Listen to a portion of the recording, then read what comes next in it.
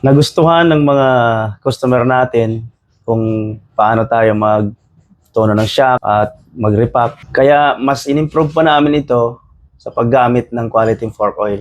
Ako si Joven ng owner ng Benworks. Official na ipinapakilala sa inyo ang Benworks Fork Oil.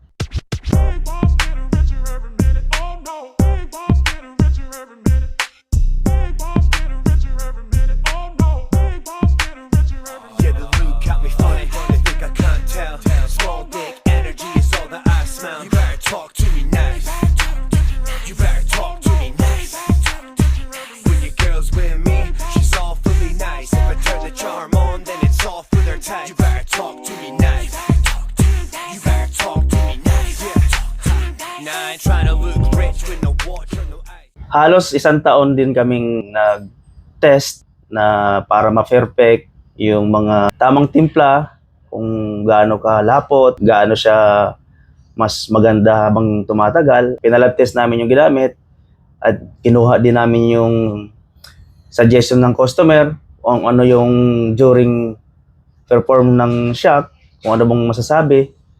At doon tayo nag-rely sa mga sabi ng customer, and then kung may adjustment sa loob ng laboratory, tinignan namin yung mga resulta sa loob ng ilang buwan na ginamit, kung may pagbabago ba sa before and after, hanggang sa makuha namin ang perfectong resulta. Yung inarin din natin na fork oil, ito yung machine na ginamit para ma-test kung ano ba yung nangyari dun sa oil. Ito yung machine na nagbabasa kung ano ba yung mga dapat pa natin i-improve, ano ba yung oil na mas igaganda pa doon. Nag-test kami ng ilang buwan para ma-perfect namin yung produkto. Tuloy-tuloy na ang production ng ating mga fork oil. Mula sa laboratory, papunta sa production. At papunta sa inyong mga nagtitiwala sa amin.